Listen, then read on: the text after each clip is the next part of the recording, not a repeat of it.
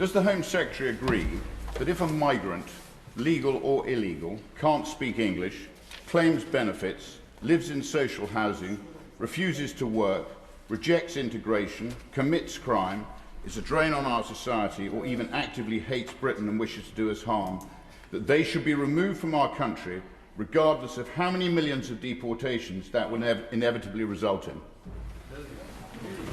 I'm sad that the honourable gentleman has a different characterisation to the one I have from my own community about those who seek refuge in this country, because that isn't my experience. We are clear that if individuals commit crime, there must of course be consequences for that, including their removal from this country. But as I say, the honourable gentleman won't have to wait much longer to hear what the Home Secretary has to say, but I can't recognise his characterisation. Well, it's good to see the Home Secretary here taking some time off from her leadership campaign. She is quite clearly preparing a one-in, one-out policy for number 10 Downing Street. Now, the Home Secretary has announced she wants to replace the government's entire immigration policy with Denmark's. Is that because the government has failed so badly in the year and a half since the election? Because since the election, illegal channel crossings have surged 55%, up to 62,000. New asylum claims have reached a record ever. And the numbers in asylum hotels have actually gone up under this government. And in just the 75 days since she became Home Secretary, 10,000 illegal immigrants have crossed the English Channel. But the Home Secretary... Oh, sorry. You've got to at least try and get to a question in relative time. Don't forget we're having a big debate shortly on it, Crispell. OK, I'll ask a question. Will she agree with us that to control our borders, we must come out of the ECHR, enabling us to deport all illegal immigrants within a week of arrival? Well, Mr. Speaker, I think we can all agree that the honourable gentleman's leadership campaign is going absolutely nowhere. Let me tell him once again, his party reverts to an unworkable solution, a total gimmick, just like their failed Rwanda plan, £700 million spent and a total of 4 volunteers returned. Always from the party opposite, gimmicks and solutions that would never ever work. What you get from this government is a track record of an increase in removals based on what we inherited from that government, and a proper plan that will fix this broken system. Crispell. Well, unlike her leader, our leader is not going anywhere. Our leader's not going anywhere, but hers most certainly is. She talks about out of number 10. She talks about the Rwanda scheme. That Rwanda scheme never even started. It worked in Australia. It would have worked here. And after they cancelled it with no replacement, numbers have surged. The truth is that under this government, illegal immigration has gone up. There is a crime wave, including rape and murder, going with it. Her ideas are not radical enough. She wants to give illegal immigrants a 20-year path to citizenship. Order, please. I'm not being funny. The idea is to ask a question. Statements will be coming later. We're going to go through all this. Really doesn't help. If you want to pick which colleagues you don't want from your side to ask a question, because that's what you're taking the time off. Please, Shadow Home Secretary. She wants to give illegal immigrants a 20-year path to citizenship. We want to deport them. Will she accept our proposal to come out of the ECHR so we can actually control our borders? Well, I'm sure all of his members will be delighted that the Leader of the Opposition is going absolutely nowhere. We're very happy to see her remain in place, Mr. Speaker. This government will not come out of the European Convention on Human Rights. What we are going to do is reform the way that Article 8 in particular is applied to immigration rules within our country. That is because this government rolls up his sleeves and does the actual hard work of governing, unlike his party, which just gave up altogether. Yeah. Thank you, Mr. Speaker. Last October, a Sudanese small boat illegal immigrant murdered 27-year-old Rhiannon White by stabbing her 23 times with a screwdriver.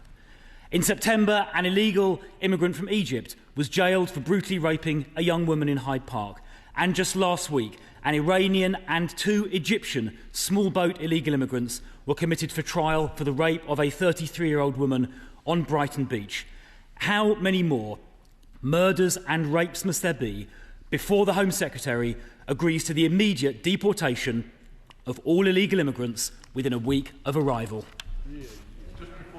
The last case is sub judice, so please be careful on the answer. Thank you. Minister. For that clarification, Mr. Speaker, we are totally clear. Those who commit crimes should not get settlement or citizenship in this country. Those who commit crimes should be removed. That's why we've reached removals at their highest levels for a decade. There is much more we can do in this space, and that's why the Home Secretary is making the statement she's going to make later. One of the major pull factors for illegal migrants crossing the Channel is the fact that they can quite easily get a job. So does the Home Secretary still support an amnesty for all undocumented workers? That's not the position of the government. We are resolute in our attempts to tackle illegal working, which do act as a pull factor to this country. I would encourage colleagues, we have the Borders Bill returning to us on Wednesday. That, of course, contains really important provisions around the loopholes in the gig economy that can allow for substitution, that allows that space for illegal working. If we want to stop that, we should get that bill moving as quickly as we can. Thank you, Mr. Speaker. On the point of asylum policy, the Liberal Democrats recently defeated an attempt by the Honourable Member for Clacton, backed vociferously by the Conservatives, who he's trying to kill, to rip this country out of the ECHR. Metaphorically trying to kill. Leaving the ECHR would do nothing to halt small boat crossings, but it would deny British people hard-won rights. Free speech, the Hillsborough inquiry, and protections for older people.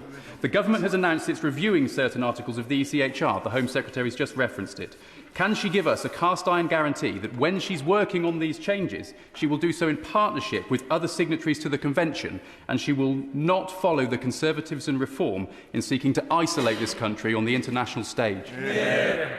Well, myself and the Prime Minister could not be clearer. We are not coming out of the European Convention on Human Rights. We are going to pursue reform, in particular of Article 8, which is a qualified right under the Convention, and I will set out the plans to do so later on today. And there is a conversation happening with our partners at the Council of Europe in relation to the application of Article 3. So there is a conversation that is already happening on reform of the European Convention, both here at home and the domestic legislation that we will pursue, but also at the Council of Europe itself. And that is the approach that this government will continue with. Thank you, Mr. Speaker. The last government lost control of our borders, and the result was a ruinously expensive asylum system, using more than 400 hotels at a cost of nearly £9 million a day.